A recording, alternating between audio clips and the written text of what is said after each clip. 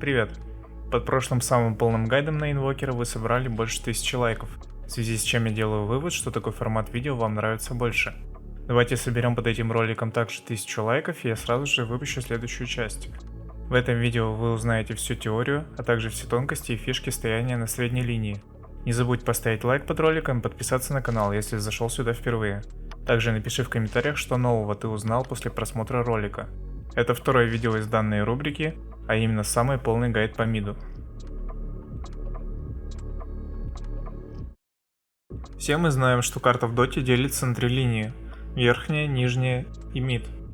На первых двух, как правило, стоит по два героя, и они делят экспу скрипов пополам. На средней линии стоит по одному герою, в связи с чем весь опыт и голда достается одному персонажу. Главная задача мидера — получить преимущество по голде и экспе, чтобы в дальнейшем восстановить баланс линий. Средняя линия считается одной из самых сложных, так как у тебя нет под рукой союзника, который сможет тебе помочь. И весь исход линии, а возможно и всей игры, зависит только от тебя и твоих способностей. Поэтому, играя на средней линии, очень важно знать, что конкретно делать и когда это делать при разных игровых ситуациях. Как определить, кто является мидером? Я не буду затрагивать конкретных героев, вместо этого я расскажу вам, как самому научиться различать героев, способных стоять мид, от тех, кому это мало что дает. Дота — это не игра одного алгоритма, при соблюдении которого гарантируется победа, поэтому на средней линии теоретически может стоять любой герой, которому нужно получить достаточное количество голды и экспы, чтобы выполнить задумку команды. Но все это работает только при условии, что вы играете в команде киберспортивного уровня. Такие игроки задают мету, от которой мы, обычные игроки, отталкиваемся в игре. В доте уже давно есть негласное разделение на героев-мидеров и не-мидеров, хотя в самой игре об этом нигде не написано. И в конкретном патче часть этих героев может уходить в негодность, просто потому что другие герои на их фоне выглядят намного сильнее.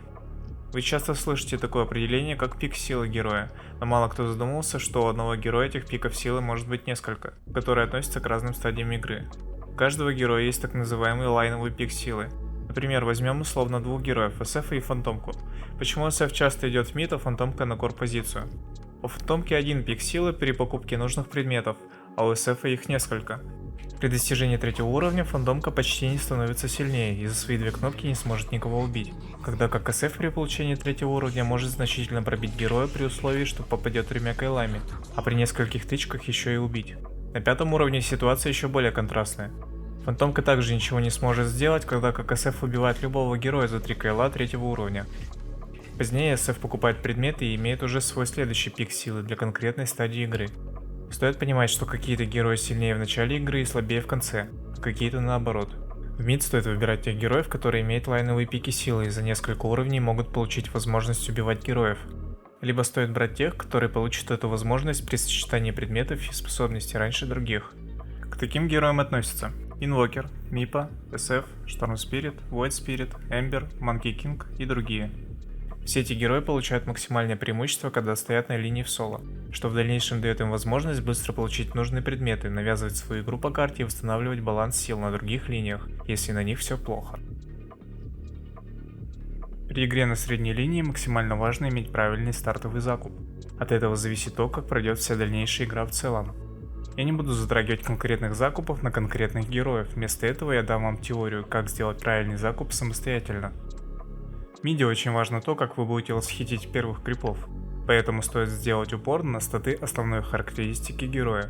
Новичкам напомню, что если ваша основная характеристика, например, ловкость, и вы купили предмет, дающий плюс 3 к ловкости, то кроме ловкости ваш герой получит также плюс 3 к урону.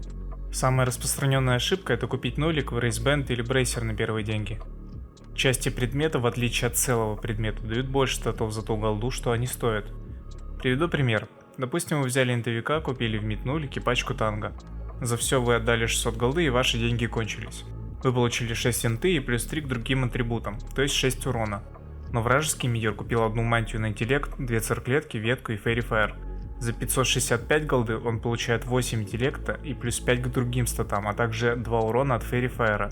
Может показаться, что не такая уж и большая разница, чтобы заморачиваться, но поверьте мне, она действительно большая.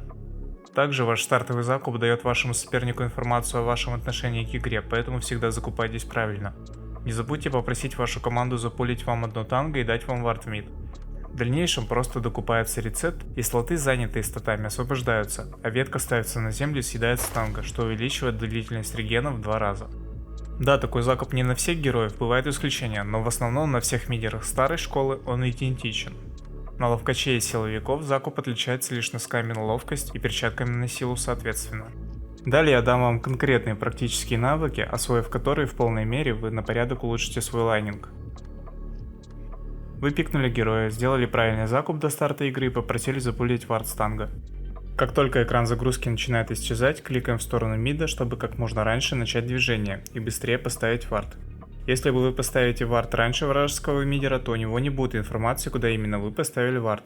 А вот вы наоборот сможете увидеть примерное расположение варда, если враг решит ставить его на противоположную сторону реки.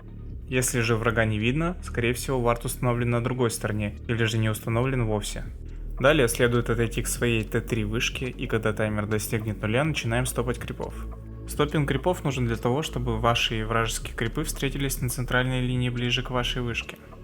Идеально, если крипы встретились на вашей лестнице. Вы оказываетесь в более выгодной и безопасной позиции и стоите на хайграунде, в то время как вражеский мидер вынужден стоять на лоуграунде, и при ударе по крипу, находящемуся на хайграунде, действует шанс промаха. Что делать, если вы оказались в проигрышной ситуации, я расскажу позднее. Для того, чтобы стопать крипов на начальном уровне, достаточно просто бежать перед крипами, нажимать на клавишу отмены способности по умолчанию АТС и бежать дальше. Крип, который бежит впереди всех, на момент остановится, и крипы, находящиеся сзади, остановятся из-за него. Таким образом, повторяем до тех пор, пока не дойдем до средней линии. В дальнейшем стопинг можно улучшить, чередуя остановку бега и стрейфы. Стрейфы — это поочередное перемещение героя вправо и влево. Ваша главная цель — добить максимальное количество крипов и задонать своих крипов. Особое внимание стоит уделить крипам-магам дальнего боя, за них дают больше всего голды и экспы, поэтому не стесняйтесь тратить скиллы для того, чтобы добивать каждого из них. Максимально хорошо, если вам удалось одновременно добить крипа и попасть скиллом по противнику. Важно помнить, что начиная с 4 минуты начинают спавниться руны усиления. Очень важно контролировать руны, так как каждый из них дает возможность перевернуть баланс сил на линии. Примерно за 15-20 секунд до появления руны вам нужно начать пушить линию и автоатачить крипов. Задача в том, чтобы к моменту появления рун крипы оказались под вышкой соперника, и перед врагом стоял выбор: пытаться отобрать руну и потерять всю пачку крипов в Аптавер, либо просто отдать вам руну. На 5-й минуте не забываем, что наступает ночь и радиус обзора сокращается практически в 2 раза. Покупаем новый вард и устанавливаем к себе на вардспот. Это поможет увидеть вражеский ганг заранее и сместиться в безопасную позицию. Также не забываем стакать ближайшие к миду споты нейтральных крипов на 54-55 секунде. Итоговая цель мидера — используя свои навыки, набрать преимущество и использовать его по карте с командой, убивая героев и ломая вышки.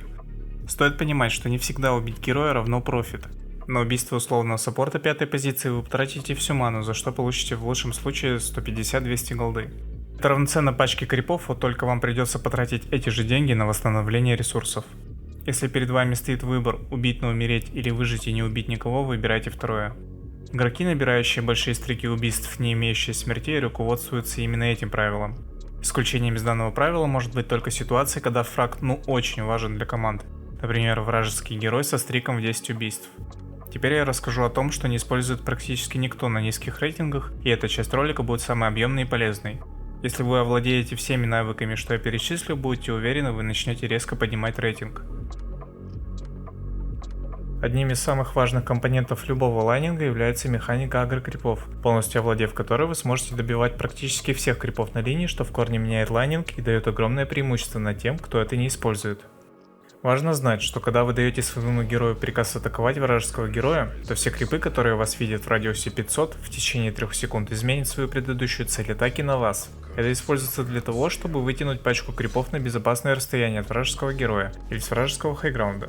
Дает возможность добивать крипов, стоя против Хускара, и в целом дает огромнейшее преимущество против того, кто не знает, как этому противостоять. Важно знать, что даже если вражеский герой находится на другой линии, то крипы все равно будут агриться, если кликнуть по нему атаку.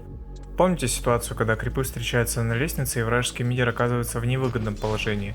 Если это случилось с вами, то следует просто несколько раз отагрить пачку и бежать в сторону своей вышки, таким образом перетянув линию на свою сторону, более безопасную зону у вышки. Также агром можно почти гарантированно донать крипов прямо под носом у противника. Допустим, возникла ситуация, где куча вражеских крипов бьет одного вашего крипа, и вражеский мидер готовится его добить. В момент, когда у крипа остается хп чуть больше, чем на одну тычку, следует подойти к вражеским крипам в радиус 500 и кликнуть атаку на вражеского мидера, после чего сразу побежать назад. Вражеский мидер даст атаку заранее, так как в голове просчитает урон, который нанесут его крипы вашему крипу до его удара. После чего можно спокойно донать союзного крипа, а данный трюк повторять до бесконечности. Еще важно знать, что любой крип-маг имеет вокруг себя небольшой радиус обзора, когда атакует. Агро крипов работает, когда крипы вас видят, поэтому стоя на хайграунде агро будет работать только тогда, когда у врага есть вижен на вас, либо если вы стоите возле своего крипа мага. Идеально, если вы установите вард так, чтобы не просвечивать вражеский хайграунд. В таком случае враг не сможет полноценно отагривать крипов на себя из-за отсутствия вижена для ваших крипов. Также с помощью крипов можно чекать, видят вас в инвизе или нет. Например, взяв руну невидимости и выйдя на мид, можно из инвиза кликнуть атаку на вражеского героя, сразу же отменив. Если крипы на вас сагрились, значит вас видят. Овладеть этой техникой и уметь ее применять для мидера обязательно. Советую перед применением всего вышесказанного потренироваться в лобби или с ботами, чтобы точно понимать, какие ваши действия приведут к нужному результату. Наверняка вы видели кучу моментов, где проигроки бегают безнаказанно под вышкой противника и не получают никакого урона. Но когда вы пробовали сделать то же самое, то в 90% случаев умирали. Я объясню, почему вы умирали, и расскажу, как делать правильно. Для начала запомните, зажатая клавиша Alt возле вышки ваш верный друг, она показывает радиус атаки вышки и текущую цель атаки вышки. Башня бьет первую попавшуюся цель, которая войдет в ее радиус поражения, и дальше в приоритете переключается на ту цель, которая ее бьет, и находится ближе всего к самой вышке. Также, если вы атакуете вражеского героя в радиусе, равном примерно половине радиуса вышки, то вышка моментально сменит цель атаки и будет бить вас. Из этого следует, что мы можем безопасно атаковать противника ближе к краю радиуса вышки и небезопасно ближе к центру.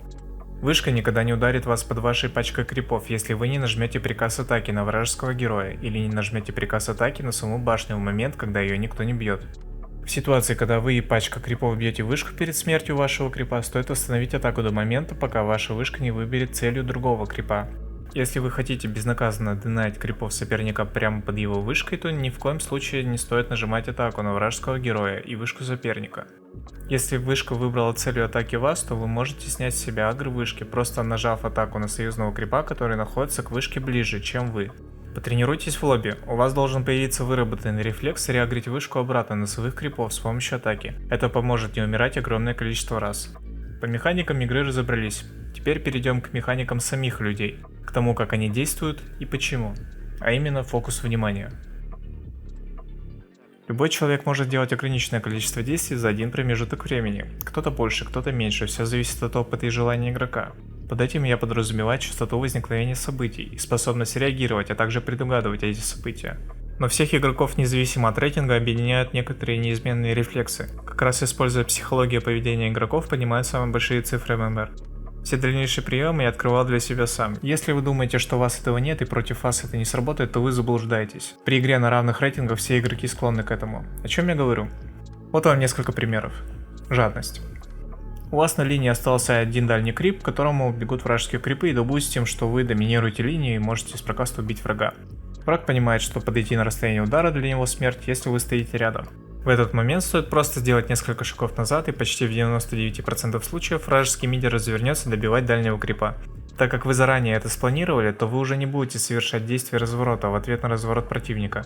Вы делаете это заранее, в связи с чем противник не успевает среагировать, разворачиваться, добивать крипа в тот момент, когда вы уже бежите к нему. Не стоит забывать, что на все это влияет пинг и реакция соперника, плюс почти во всех онлайн-играх благодаря сетевому коду преимущество всегда у нападающего.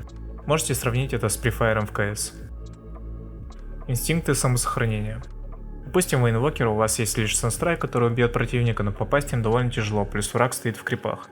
Если враг понимает, что он не может стоять с вами на линии и от нескольких тычек просто умрет, стоит одновременно дать санстрайк за спину врага и начинать бежать в его сторону. Игрок машинально сделает несколько шагов назад, даже если он в выигрышной позиции. Это работает со всеми в моменты внезапной опасности. Мозгу нужно хотя бы некоторое время, чтобы понять, что происходит и почему. На обработку этого требуется очень мало времени, но так или иначе все делают четкий стрейф назад. Противник может быть настолько неопытным, что просто не успеет среагировать на такие выпады, либо слишком опытным и будет даже в проигрышной ситуации иметь план вашего убийства. ТП Сумии. Самый яркий пример того, как у игроков с 7К рейтинга включить режим слабоумия. Они понимают, что умрут, если подойдут, но как только они видят, что инвокер делает ТП прямо возле них, то начинают действовать как 500 ММР игроки и пытаются сбить телепорт, что в итоге приводит к их смерти. Чаще следите за своими движениями и движениями противника. Вы всегда сможете предугадывать действия соперника, лишь подумав, а как бы вы поступили в данной ситуации. Для развития этого навыка требуется большой опыт игры и внимание к действиям врагов. Я решил не включать в данный ролик последнюю самую объемную главу, иначе видео затянулось бы на 30 минут, но выпущу отдельный ролик по всем самым важным тонкостям и секретам в игре, которые я узнал за 8 лет. На подготовку этого видео я потратил около месяца, поэтому обязательно укажи в комментариях, что нового ты для себя открыл после просмотра этого ролика. Поддержать меня можно по ссылочке в описании или просто подписавшись на канал. Для тебя это всего лишь клик, а для меня мотивация делать ролики еще лучше. Ну а с вами был Овер, не тильтуйте, всем удачи и еще увидимся.